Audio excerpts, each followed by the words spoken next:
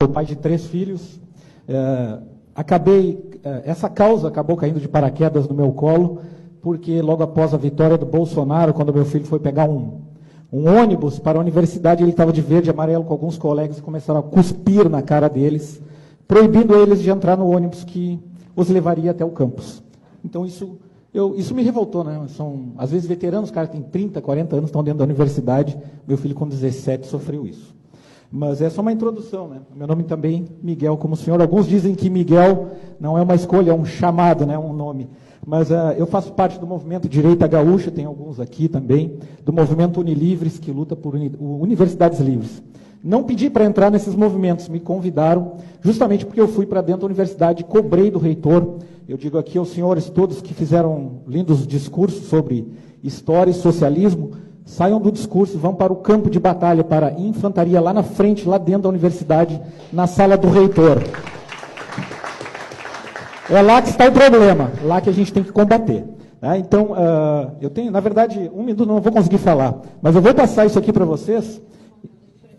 Isso aqui é na Universidade Federal de Pelotas, um convênio com o MST, uma turma da veterinária, que entra sem fazer Enem, sem fazer PAV, o que for, né? Processo seletivo é indicação do MST. Basta ser filiado do... Isso aqui é o alojamento, a universidade recebe R$1,5 milhão por ano para manter essas pessoas aí dentro. Eu chamo de campo de concentração da Universidade Federal de Pelotas. São imagens, só que agora nós vamos rodar aqui, ó. Isso é no Brasil, não é na Venezuela, tá, gente? Fica 240 quilômetros daqui. Essas imagens, eu fiz vídeos, denunciei o reitor, levei até o Ministério Público Federal, ele já foi intimado no dia 7 de maio. Então, isso que eu falo para vocês, não adianta ficar nas redes sociais dizendo isso e aquilo, tem que ir para o campo de batalha e botar para cima. Isso é uma biblioteca, isso é um alojamento de 8 metros quadrados com 6 alunos dentro. Então, só para vocês terem uma ideia, enquanto roda, eu vou continuar falando aqui para vocês. A dificuldade de botar isso na imprensa, ninguém quer publicar. Então, eu entrei no relatório gestacional lá da universidade, eles investem R$400 mil em publicidade, no caso dessa universidade, ela tem um orçamento de R$800 milhões, é o mesmo de um município com 400 mil habitantes. R$800 milhões por ano é a Universidade Federal de Pelotas. Eu tenho o relatório, posso encaminhar aos senhores. Esse convênio é R$1,5 milhão por ano com o MST. Né? Esses são os alojamentos, os alunos são tratados assim. Então vejam bem o discurso, né, do Sem Terra, da maneira que a esquerda fala. Olha a cadeira que eles estudam, olham as mesas que essas pessoas... Olha, o banheiro não funciona. São exemplos de uma universidade federal com orçamento de R$800 milhões. Né? Eu não consegui publicar isso na imprensa, mas eu consegui, temos as redes sociais e publiquei. O Políbio Braga, que já saiu daqui, o jornalista, foi o único que me ajudou. Né? Então, graças a ele, consegui ter uma notoriedade. Né? Tem outros casos, não é resumindo aqui tudo que eu tinha para falar, mas eu comparo o professor que doutrina a um estuprador. Ele estupra a criança e ele diz para a criança, não conta o que eu estou fazendo. Não é? É a mesma coisa. É um estupro educacional. Não físico, tá? Mas, basicamente, eu comparo isso, né? Ele vai chantageando o aluno e você não pode falar o que eu estou fazendo e ele continua aquela doutrinação. Também, e como eu falei, isso caiu de paraquedas no meu colo e eu poderia citar para os senhores aqui mais de 1.000 casos, 1.000 casos. Em uma semana eu recebi 200. E não são somente alunos, são servidores também. Por exemplo, pessoas que declararam o voto contrário a ideologia, né, que está dentro das universidades, tiveram um banheiro trancado na segunda-feira após as eleições. Essas pessoas, no mesmo dia, já me chamaram. Olha o que está acontecendo. De um professor dizer que o vale alimentação dele era maior do que o salário do servidor. Isso lá dentro da Universidade Federal de Pelotas. Tipo assim, quem tu pensa que tu é, porque é um vale alimentação maior que o teu salário? Eu tenho esses áudios, esses depoimentos gravados. Então, chega um momento, eu não gostaria que isso tivesse caído no meu colo, né? Mas a gente não pode dar mais para trás, porque eu estou lá em Pelotas e pais me ligando de São Paulo, não sei nem como descobrir no meu telefone, dizendo, por favor, não dá para trás, não desiste. Eu perdi minha filha, tudo que o senhor falou, que falam para o senhor, também falam para mim lá.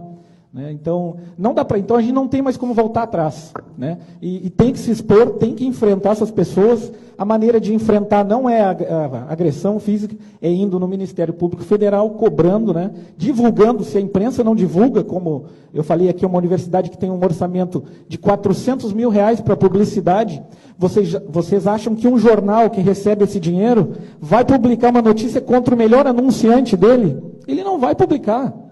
Aí eu sempre digo, se um mosquito mordeu um estudante LGBT na universidade, sai na capa do jornal no outro dia. O meu caso, eu fui para dentro da universidade e gravei um vídeo lá. E levei na imprensa, na Globo, nos jornais locais. Sabe o que? Qual foi a notícia que eu tenho recorte do jornal? Intolerância toma conta da universidade, um homem invade a universidade para gravar vídeos. Foi o que saiu no jornal a meu respeito no outro dia. E não a verdade que vocês estão vendo aqui nessas imagens. E eu tenho outras tantas imagens para citar para vocês. Então, agradeço novamente ao Políbio Braga, ele me ajudou muito a publicar. Tá? Mas vou citar outros casos, eu também trabalhei como fiscal e delegado nas eleições.